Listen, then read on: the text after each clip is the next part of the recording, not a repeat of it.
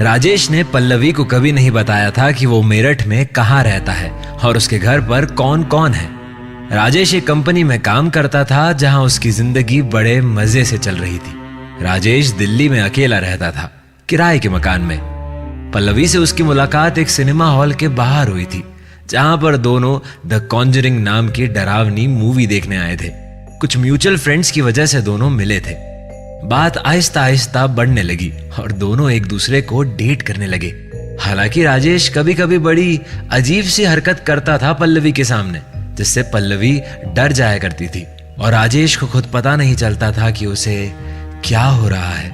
और जब उसे ऐसा लगता कि उसकी ऐसी हरकत से सामने वाला डर गया है, तो वो इस बात को मजाक में टाल देता था। एक बार राजेश वैलेंटाइन डे के दिन पल्लवी को लॉन्ग ड्राइव पर लेकर गया। वहां सुनसान सड़क पर एक ब्रिज की रेलिंग पर बैठकर पल्लवी से प्यार मोहब्बत की बातें कर रहा था कि पता नहीं क्या हुआ। उसने पल्लवी को ब्रिज से नीचे फेंकने की जैसे ही कोशिश की, पल्लवी का फोन बज गया और राजेश भी अपने आप वापस आ गया। उसके बाद राजेश ने जितनी जल्दी हो सका उस जगह से वापस आने का काम किया। राजेश पल्लवी से बहुत प्यार करता था और वो पल्लवी से शादी करना चाहता था, इसलिए वो अपनी इन हरकतों से अब डरने लगा था। उसने एक साइकाइट्रिस्ट के पास जाने का तय किया, वो भी पल्लवी को बताए बगैर। राजेश उससे मिला और उसने सब कुछ बताया कि उसके साथ क्या क्या हो रहा है, कब से हो रहा है और कब से ज्यादा होना शुरू हो गया है। साइकाइट्रिस्ट ने उसका इलाज करना शुरू किया। उसे एक नींद की गोली दे दी। राजेश ने गोली खाई और धीरे धीरे नींद के आगोश में समाता चला गया। सपनों में उसे एक सुनसान सड़क दिखाई दे रही थी, जहां 4 लोग दारू पीते हुए गाते हुए जा रहे थे और वो जाकर एक पुरानी सी बिल्डिंग के बाहर अपनी गाड़ी लगाता है और रात वही गुजारने का फैसला करता है। 4 लोग जैसे ही उस घर में पहुंचते हैं, अजीब अजीब सी हरकतें होना शुरू हो जाती है। वो चारों नशों में ऊपर के कमरों में बैठकर मोमबत्ती की रोशनी में दारू पीने लगते हैं। उनके आसपास एक लड़की लाल कपड़ों में घुंघरुओं में पागलों की तरह हंसती हुई उनके सामने आ जाती है और उन चारों लोगों को बड़े ही बेरहमी के साथ अपने हाथों के लंबे लंबे नाखूनों के साथ नोच नोच कर खाने लगती है। तभी एकदम से राजेश की नींद खुलती है और वो जोर जोर से चिल्लाने लगता है। साइकियाट्रिस्ट उसे पकड़कर एक तरफ बैठा देता है, उसे रिलैक्स करने की कोशिश करता है। थोड़ी देर बाद राजेश बिल्कुल शांत हो जाता है, लेकिन उसके हाथ पांव अभी भी कांप रहे थे। साइकियाट्रिस्ट ने उससे पूछा, क्या हुआ था? मुझे एक सुनसान सा रास्ता दिखाई दे रहा था, फिर कुछ शराब पीते हुए लोग गाड़ी में कहीं जा रहे थे। कोई पुरानी बिल्डिंग थी, शायद बहुत ही ज्यादा पुरानी। वहां वो मोमबत्ती की रोशनी में शराब पी रहे थे और तभी राजेश ने बहुत घबराते हुए ये सारी बात बताने की कोशिश की, लेकिन राजेश अनजान था कि उसके साथ ऐसा सब क्यों हो रहा था। तुम पहले कभी ऐसी जगह पर गए हो? मतलब तुम्हारा घर कहाँ है? या कोई ऐसी बात जो तुम्हें पता है लेकिन तुम बताने से डरते हो? साइकियाट्रिस्ट ने बड़ी ही सहजता के साथ राजेश से पूछा। मुझे सर में दर्द हो रहा है, ऐसा लग रहा है जैसे 100 ट्रक मेरे सामने खड़े होकर हॉर्न बजा रहे हैं। राजेश ने सर पकड़ते हुए साइकियाट्रिस्ट से कहा। साइकियाट्रिस्ट ने कुछ दवाइयां लिखकर राजेश को दे दी और राजेश वहीं से घर चला गया। कुछ दिन दवाइयों ने अपना काम किया, लेकिन कुछ दिनों के बाद क्या होना था वो राजेश पहले ही सपने में देख चुका था। कुछ दिनों बाद पल्लवी का जन्मदिन था और राजेश ने यह प्लान किया था कि वो पल्लवी को उसके जन्मदिन पर उससे शादी के लिए पूछेगा। राजेश पल्लवी के जन्मदिन को बेहद खूबसूरत बनाना चाहता था, इसलिए उसने हर एक चीज पल्लवी की पसंद का करने का फैसला किया। जैसे पल्लवी को मेरठ बहुत पसंद था क्योंकि उसकी नानी वहां रहती थी, इसलिए तय हुआ कि उस दिन वो दोनों एक साथ मेरठ यानी उसकी नानी के घर जाएंगे। आखिरकार पल्लवी के जन्मदिन का दिन आ ही गया। राजेश पल्लवी के साथ पूरा दिन गुजारने के बाद पल्लवी को गाड़ी में लेकर मेरठ की सड़कों पर घूम रहा था, जिसे देखकर पल्लवी समझ गई थी कि राजेश उससे शादी की बात करने वाला है, और वो भी आज ही के दिन। लेकिन वो ये देखना चाहती थी कि राजेश ये कैसे करेगा। पल्लवी ने मजाक में पूछा, हम कहाँ जा रहे हैं राजेश? पता नहीं, मतलब जहां गाड़ी लेकर चली जाए। राजेश ने बड़े ही रोमांटिक अंदाज में कहा, thank you so much Rajesh, आज के दिन के लिए।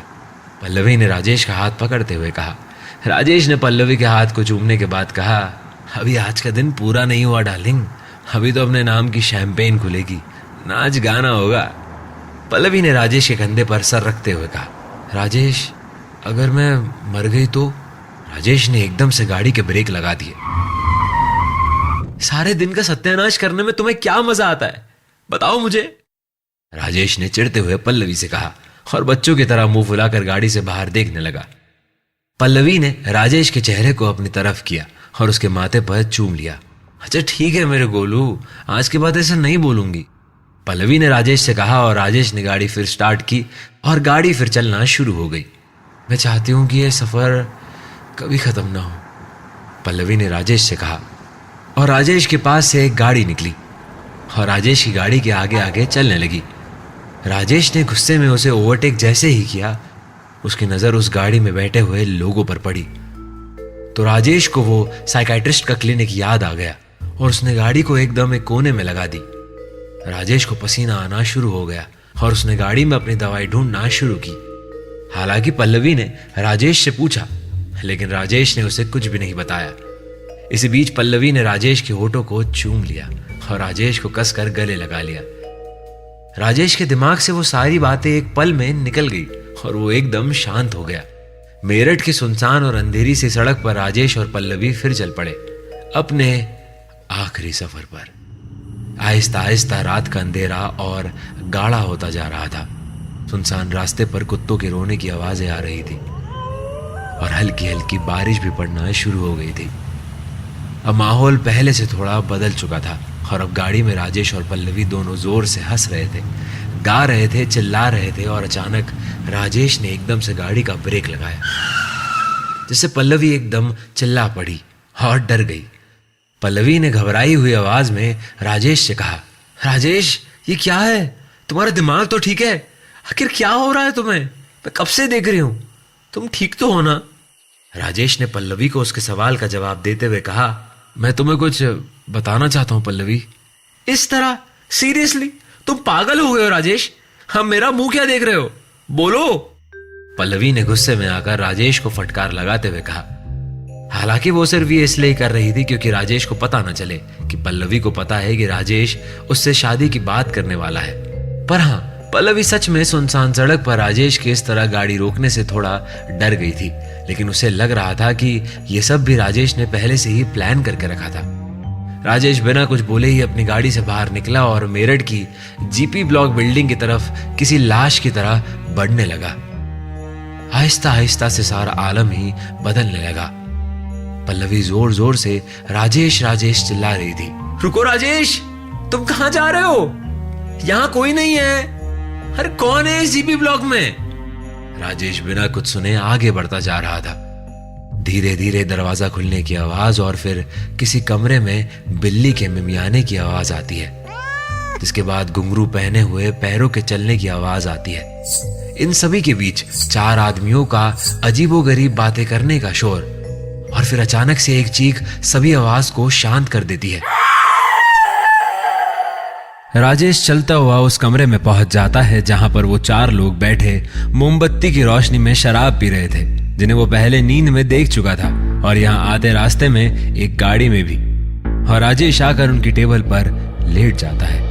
पल्लवी हाथ जोड़कर उसी कमरे के दरवाजे के पास खड़ी चिल्ला रही है और तभी एक लड़की लाल कपड़ों में घुंघरुओं से पागलों की तरह हंसती हुई राजेश के सामने आती है और उसे बेरहमी के साथ हाथों से नोच नोच कर खाने लगती है और जोर जोर से हंसने लगती है। पल्लवी जोर से चिल्लाती है और देखती है कि आगे क्या हुआ, ये जानेंगे अगले एपिसोड में। जीपी ब्लॉक मेरठ की एक ऐसी रहस्यमय बिल्डिंग है जो साल 1930 से ही अपने अंदर न जाने कितने घिनौने, काले और खूनी रहस्यों को छुपाए हुए बंद पड़ी है। आसपास के लोगों की कई पीढ़ियों ने यहाँ रात में एक ऐसी औरत को देखा है जो सालों से यहाँ खुले बाल, लाल साड़ी और घुंघरू पहने हुए घूम रही है। वो कभी चीखती है तो कभी रोती है, कभी हंसती है तो कभी नृत्य करती है। इसके अलावा इस बिल्डिंग के सबसे ऊपर वाले कमरे में हर रात चार लोग कैंडल लाइट में ड्रिंक्स पीते हुए और जोर जोर से हंसते हुए दिखाई दिए गए हैं। कहा जाता है कि वह लाल साड़ी वाली औरत अपने बड़े बड़े नाखूनों से यहाँ आने वाले सभी लोगों की आंतड़ियां निकाल कर खा जाती है। शायद यहाँ के स्थानीय लोग सूरज ढलने के बाद इस जगह के इर्द गिर्द भी नहीं दिखते। टाइम्स ऑफ इंडिया की ऑफिशियल न्यूज के बाद तो यहाँ लोगों का आना जाना बंद ही हो गया था। इतना सब कुछ जानते हुए कि साउथ फिल्म इंडस्ट्री के महान निर्देशक मनोहर शेट्टी अपनी film horror film the last warning की शूटिंग यहीं पर करना चाहते थे। जीपी ब्लॉक मेरठ की इस रहस्यमय बिल्डिंग में निर्देशक मनोहर शेट्टी अपनी फिल्म की शूटिंग कैसे करने वाले थे ये कोई नहीं जानता था। मनोहर शेट्टी ना तो आत्माओं में मानते थे, ना ही उन्हें कभी भूतों पर यकीन था। उनके लिए यह सब पुरानी घिसी पिटी और बासी परंपराओं की एक ऐसी कहानी थी जिनका ना कोई वजूद था और ना ही कोई अस्तित्व। उनके लिए कहानियां, यह भूतों के नाम सिर्फ एक मजाक था या फिर बच्चों को डराने वाला कैरेक्टर। वह सिर्फ पैसा बनाना चाहते थे और हॉरर से एंटरटेनिंग सब्जेक्ट उनके लिए और क्या ही हो सकता था। उस पर जीपी ब्लॉक मेरठ जैसी रहस्यमय लोकेशन सोने पर सुहागा थी। फिल्म के रिसर्च वर्क के दिन धीरे धीरे बीतते चले जा रहे थे और एक दिन मुंबई में अपने खूबसूरत और आलीशान ऑफिस में फिल्म निर्देशक मनोहर शेट्टी बैठे हुए कुछ सोच रहे थे। वह फिल्मी जगत के एक ऐसे नामी नाम थे जिनके सिर्फ नाम से ही फिल्में सुपरहिट हो जाया करती थी। मनोहर साहब ने आज तक जितनी भी फिल्में बनाई हैं वो सब प्यार, मोहब्बत, रोमांस और एक्शन पर ही बनी थी। लेकिन इस बार मनोहर साहब को एक भूतिया फिल्म बनाने की जाने क्यों सूझी थी, कोई नहीं जानता था। शायद उनकी नियति ही उनसे पता नहीं क्या करवाना चाहती थी। इसलिए तो जनाब फिल्म भी बनाना चाहते हैं ओरिजिनल लोकेशन पर। उसकी वजह यही थी कि सब कुछ नेचुरल लगेगा। मनोहर साहब अपने ऑफिस में बैठे सिगरेट पी रहे थे, तभी दरवाजा खुला और हाथ में फाइल लेकर कमरे के अंदर उनका असिस्टेंट दिवेश दाखिल हुआ।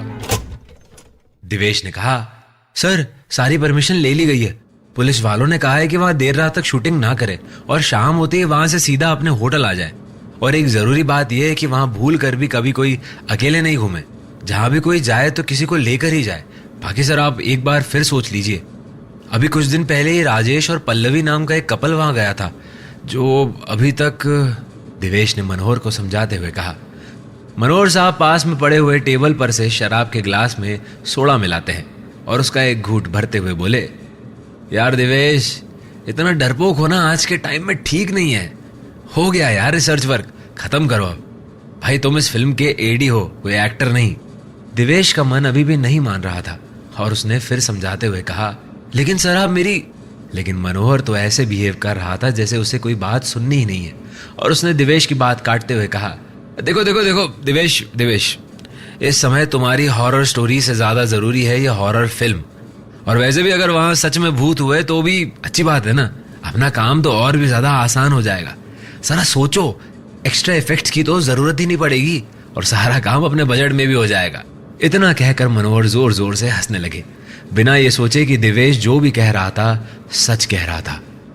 मनोहर ने एक ग्लास और शराब का भरा और दिवेश को ऑर्डर देते हुए कहा, हाँ वो कास्ट को पिन कर दो, कल सुबह लोकेशन पर जाना है जीपी ब्लॉक मेरठ, इसलिए सभी काम टाइम पर होने चाहिए। दिवेश ने कोशिश की लेकिन मनोहर नहीं माने। दिवेश जाने लगा तो उसके मन में आया कि वो एक बार फिर से मनोहर को समझाने की कोशिश करे, लेकिन मनोहर उसकी बात सुनने से पहले बोल पड़े, और हाँ, अपना ये ड्रामा कास्ट के सामने मत करना। दिवेश समझ गया था कि कुछ गलत होने वाला है। वो गलत कैसा होगा वो सिर्फ ये देखने के लिए जीपी ब्लॉक मेरठ की उस बिल्डिंग की तरफ पूरी टीम को लेकर दूसरी सुबह जाने के लिए तैयारी कर रहा था। सुबह की पहली किरण के साथ डायरेक्टर मनोहर दिवेश की लास्ट वार्निंग को अनसुना करके अपनी लास्ट जर्नी की ओर निकल पड़ते हैं। रास्ते में गाड़ी कई बार रुकी, कई बार चली और आखिरकार रात के अंधेरे में ठीक 10 बजे गाड़ी जीपी ब्लॉक मेरठ पर पहुंच गई। जैसे ही गाड़ी वहां रुकी, एक जोरदार आवाज ने उनका स्वागत किया और गाड़ी के टायर फटने की आवाज ने यह बता दिया था कि अब यहां से वापस जाना मुश्किल ही नहीं, बिल्कुल नामुमकिन है। गाड़ी के टायर फटने की आवाज सुनकर कुछ लड़कियां चिल्लाने लगी। वरुण ने बड़े ही जोश के साथ गाड़ी के ड्राइवर से पूछा, अरे ये क्या हुआ, ये आवाज कहां से आई? लड़कियों की चीखने की आवाज से दिवेश एकदम डर गया था और अपने साथ के दोस्तों से पूछने लगा, ये चीखा कौन? वरुण, प्रियंका, तुम कहां पर हो? अरे यार कोई चेक तो करो, आखिर हुआ क्या है? वरुण ने ड्राइवर से कहा, अरे कुछ नहीं सर, गाड़ी का टायर फटा है, जिसकी आवाज से प्रियंका मैडम डर गई। ड्राइवर सबकी बातों का जवाब देते हुए बोला। सब लोग जोर जोर से हंसने लगे। इतने में फिल्म की हीरोइन प्रियंका ने गुस्से में सबको झाड़ते हुए कहा, तुम लोगों को तो सब मजाक लग रहा है ना? इस वीराने में इतनी जोर की आवाज सुनकर कोई भी डर जाएगा। काश के बाकी लोग भी प्रियंका की बात को मजाक में लेने लगे। ओह कोई भी नहीं, हाँ सिर्फ तुम डर गई और इस बात को मान लो कि तुम डरपोक हो। वरुण ने उस मजाक को और आगे बढ़ाते हुए कहा, अच्छा आप सबको हंसी आ रही है ना? जब खुद पर गुजरेगी ना तब पता चलेगा। प्रियंका ने यह बात कहकर दिवेश को और डर में डाल दिया था। अब उसे सच में लगने लगा था कि शायद राजेश और पल्लवी की तरह कोई भी यहां से वापस नहीं जा पाएगा। इतने में ही फिल्म के डायरेक्टर मनोहर शेट्टी वहां अपनी गाड़ी से बाहर निकलते हुए बोले, अरे शुक्र है टायर यहां आकर फटा, अगर रास्ते में फटता तो हम सबकी बैंड बज जाती।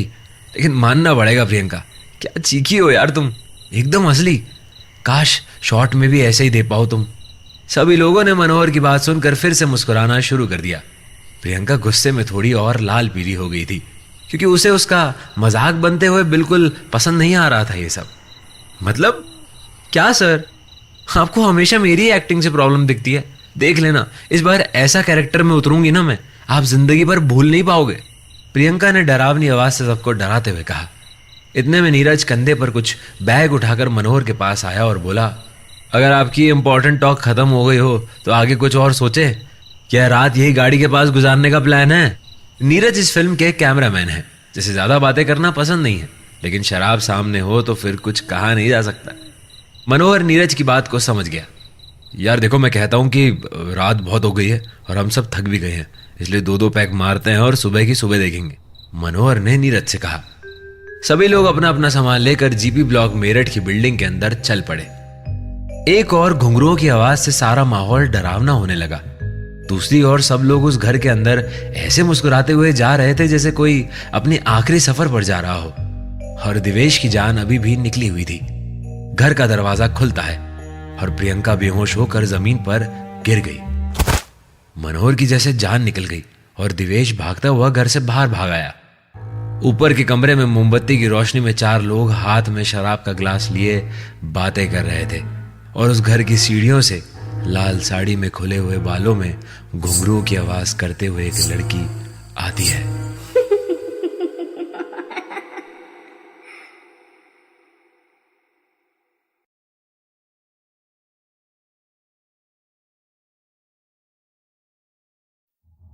कुछ लोग भागते हुए जाकर पानी ले आए। प्रियंका को जगाने की कोशिश की जा रही थी। तभी प्रियंका एकदम से जागती है और सब डर जाते हैं और वो सभी को देखकर मुस्कुराने लगती है। कैसी लगी मेरी एक्टिंग सर? थी ना एकदम असली? प्रियंका ने बहुत ही स्टाइल से अपने डायरेक्टर मनोहर से कहा। अरे हाँ अच्छी थी, लेकिन कैमरे के सामने नहीं थी ना, इसलिए कुछ कहा नहीं जा सकता, मनोहर ने बात को मजाक में उड़ाते हुए कहा। और सब लोग कमरों में जाने लगे। बिल्डिंग की लाइट आ जा रही थी, इसलिए सब लोग अपने फोन की टॉर्च के सहारे ही घूम रहे थे। बिल्डिंग में एक बिल्ली भी थी, जिसे देखकर प्रियंका बड़ी खुश हुई और उसने उस बिल्ली को अपनी गोद में उठा लिया। मनोहर ने सीढ़ियों पर चढ़ते हुए प्रियंका को बिल्ली के साथ देख लिया। अब इसके साथ मत खेलती रहना, कल सुबह जल्दी उठना है, याद रहे। ये कहकर मनोहर अपने कमरे में चला गया और प्रियंका बिल्ली से बात करती रही। आपने कुछ खाया या नहीं? चलो मेरे कमरे में, मेरे पास आपके लिए बिस्किट है बढ़िया वाले। और बिल्ली को लेकर अपने कमरे में वो चली गई। बाहर दिवेश गाड़ी में डर से कांप रहा था। तभी विवेक उसके पास आया। सर आप यहाँ हैं? मनोहर सर कब से आपको ढूंढ रहे हैं, वो बोला और गाड़ी का दरवाजा खुलने लगा। दिवेश ने गाड़ी का दरवाजा अंदर से बंद करके रखा हुआ था और दिवेश अब वहां 1 मिनट भी नहीं रुकना चाहता था। अगर दिवेश को गाड़ी चलाना आती तो वो अब तक वहां से गाड़ी लेकर अकेला ही निकल गया होता। विवेक ने फिर से कहा, अरे सर वो प्रियंका जी नाटक कर रही थी, मतलब हम सब भी डर गए थे, लेकिन आप तो जानते हैं ना कि वो पागल है। सर ने पता नहीं क्यों ही रख लिया उन्हें फिल्म में। अरे सर आप बाहर तो आइए, चलिए, नहीं तो सर से मुझे डांट पड़ेगी। मैं कहीं नहीं जाऊंगा और हो सके तो तुम भी मत जाओ, दिवेश ने विवेक को हड़बड़ाते हुए आवाज में कहा। एक काम कीजिए सर, शीशे भी बंद कर लीजिए, भूत शीशों से भी अंदर आ सकते हैं, विवेक ने दिवेश को मजाक में लेते हुए कहा। और दिवेश ने सचमुच गाड़ियों की खिड़कियां बंद कर ली और खुद को गाड़ी के अंदर लॉक कर लिया। विवेक वहां से मुस्कुराता हुआ वापस बिल्डिंग की तरफ चल पड़ा। दिवेश की हालत आहिस्ता आहिस्ता खराब होने लगी। उसे पसीने आने लगे, उसे सांस लेने में तकलीफ होने लगी। उसे ऐसा लग रहा था जैसे कोई उसका गला दबा रहा हो, और वो गाड़ी में बेहोश हो गया। वहां ऊपर के कमरों में नीरज कैमरामैन शराब की बोतल खोल रहा था और कुछ और लोग भी वहां मौजूद थे। मनोहर एक तरफ खिड़की के पास सिगरेट पी रहा था। नीरज ने बोतल खोलते हुए मनोहर से कहा, वैसे सर कमाल की लोकेशन ढूंढी है आपने, मतलब शूट करने में मजा आ जाएगा। सर आपसे एक बात पूछूं? मनोहर ने सिगरेट का धुआं बाहर छोड़ते हुए हाँ में सर हिलाया। ये बिल्डिंग आपको मिली कैसे? मतलब यहां तो आना मना है, जैसे कहानियां हमने यहाँ के बारे में सुनी है। आपको यहाँ की परमिशन कैसे मिल गई? नीरज ने शराब का गिलास बनाते हुए मनोहर से कहा। मनोहर ने बची कुची सिगरेट को खिड़की से बाहर फेंक दिया और आकर टेबल पर बैठ गया और बोला, अरे जुगाड़ जिंदगी में बहुत खतरनाक चीज है। जिसको ये करना आ जाए ना, वो कुछ भी कर सकता है। वैसे तुम्हें एक बात और बताऊं, तुम भी यहाँ आए नहीं हो, भेजे गए हो। नीरज समझ गया था कि मनोहर उससे क्या कहना चाहता है। अच्छा, तो आपने सतीश साहब से कहा कि उनकी स्क्रिप्ट में लोचा है, सिर्फ इसीलिए कि वो अपनी फिल्म आगे कर दे और आपको टाइम मिल जाए।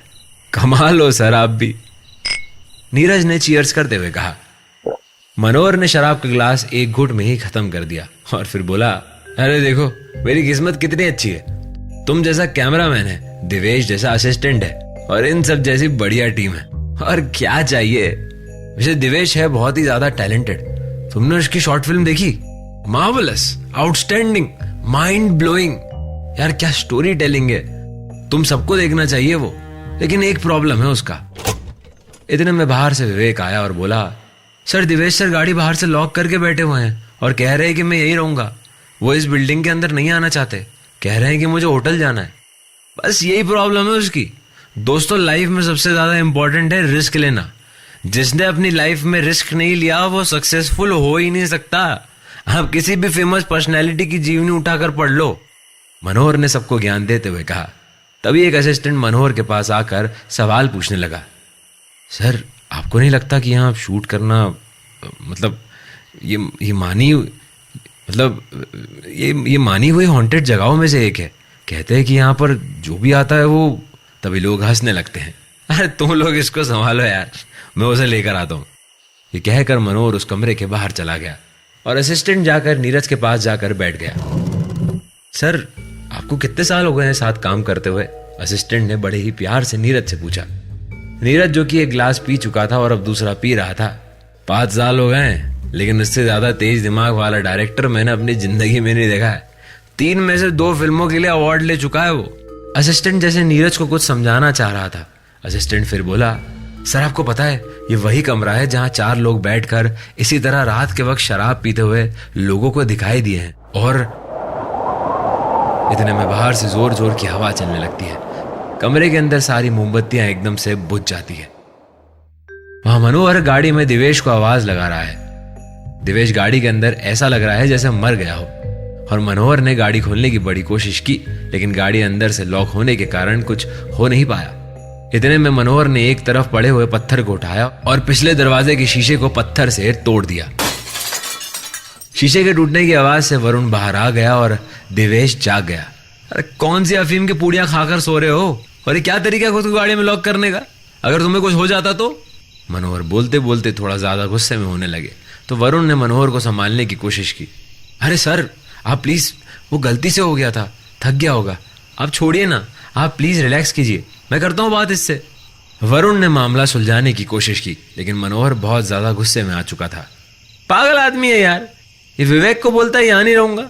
अरे तुम्हें जहां जाना है तुम वहां जा सकते हो प्लीज, लेकिन यहां तुम्हारी वजह से अगर कोई सीन क्रिएट हुआ ना तो याद रखना कि मुझसे बुरा कोई नहीं होगा। मनोहर गुस्से में अंदर की तरफ चला गया। वरुण ने गाड़ी का दरवाजा खोला और दिवेश को बाहर निकाला। क्या हुआ था? वरुण ने दिवेश से पूछा। यार कुछ नहीं, मैं बैठा हुआ था तो ऐसा लगा जैसे कोई मेरा गला दबा रहा है, और फिर मुझे चक्कर आने लगे और मैं बेहोश हो गया। उसके बाद मुझे कुछ याद नहीं। दिवेश ने हड़बड़ाते हुए सब वरुण को सच सच बताया। वरुण ने उसका हाथ पकड़ा और उसे बिल्डिंग की तरफ लेकर जाने लगा, तो दिवेश ने मना करते हुए कहा, नहीं मैं नहीं जाऊंगा। वरुण तुम्हें नहीं पता, ये घर नहीं मौत का तहखाना है। जहां जो आया है वो जिंदा वापस नहीं गया है। मैंने मना किया था सर को, लेकिन सर नहीं माने। तुम्हें पता नहीं हम लोग यहाँ गैर कानूनी तरीके से रह रहे हैं। पुलिस ने खास तौर पर यह कहा था कि यहाँ 8 बजे के बाद कोई होना नहीं चाहिए, और हम क्या कर रहे हैं? वरुण ने फिर समझाते हुए कहा, देख दिवेश, मुझे नहीं पता कि यहाँ क्या होगा और क्या नहीं है, लेकिन यहाँ से बाहर हमारे साथ क्या क्या हो सकता है। ये फिल्म हम दोनों के लिए बहुत जरूरी है, तो प्लीज ऐसी कोई गलती मत कर जिसकी वजह से हमारा करियर खराब हो जाए। वरुण ने दिवेश को गले लगाते हुए फिर से कहा, चिंता क्यों करनी है यार, मैं हूं ना। चल मैं तुझे वादा करता हूं, जैसे तू कह रहा है ना वैसा ही कुछ भी हुआ तो हम